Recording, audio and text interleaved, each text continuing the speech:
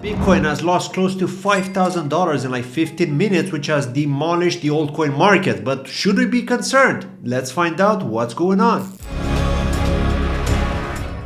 Crypto News Media wrote an article stating that in the latest Matrix report titled "Why the SEC Will Reject Bitcoin Spot ETFs Again," analysts are making some bold predictions. According to their insights, all applications for spot Bitcoin ETFs might just get the green light in the second quarter of 2024. But hold on, there's a twist. They anticipate a dip in the price of BTC to the range of 36,000 to 38,000 in January. Matrix also reported that we all know the head of the SEC, Gary Gensler, isn't exactly crypto's biggest fan, so the chances of him giving a nod to the spot Bitcoin ETF might be slimmer than we think. And then they also quoted that from a political perspective, there's no reason to approve a Bitcoin spot ETF that will legitimize Bitcoin as an alternative store of value. Now, despite the uncertainty, traders have been optimistic since September 2023, when the speculation about the ETF approval began. A whopping $14 billion in fiat and leverage has flowed into the crypto market. Now, that's a massive influx. And now looking ahead, experts foresee that potential growth for Bitcoin, thanks to two main catalysts, the US presidential election and the Bitcoin halving. These factors could play a crucial role in shaping the crypto landscape by the end of the year.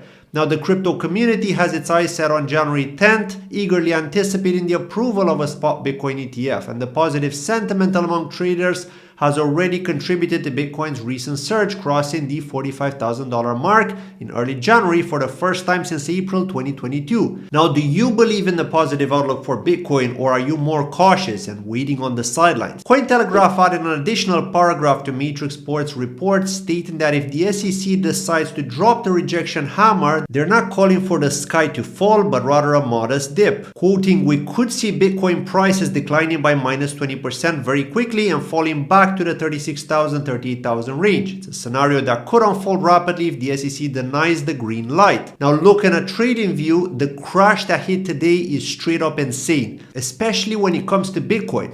Now, we're used to seeing altcoins pulling some crazy stunts, but Bitcoin, not so much.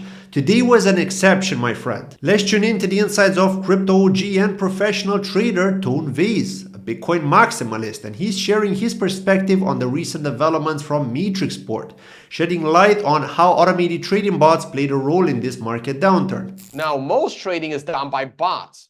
Now, the advantage of a bot is that a bot scours news headlines. And most people see the price drop. Most people see the scandal and they go, what the hell happened? And they go and look for the story. But the bots that made this happen had already read the story and traded on the story. Whether the story was fake news or real news becomes a job for the actual trader later on. Now, according to Tone, we can assume these bots are responsible for initiating a crash, triggering stop-loss orders for long traders, and in certain instances leading to liquidations too, because they react on the news. Let's now listen to Tone Vays' opinion regarding what we could see in the next 24 hours, which I think is crucial. The biggest criteria is that the candle has rallied back more than half the crash of the candle.